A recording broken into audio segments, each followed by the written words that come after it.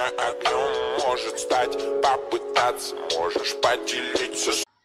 Ito mga kapatid, gusto ko lang i-share sa inyo. Yung matandang naglalakad na yon ay isang veteranong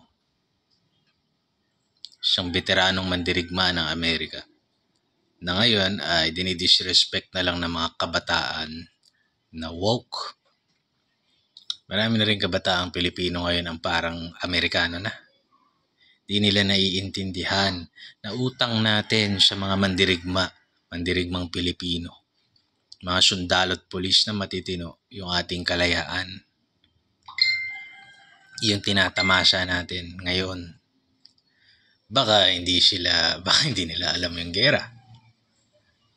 Anyway, sana mga kabataan natin maturuan ng patriotism, nationalism, and respect.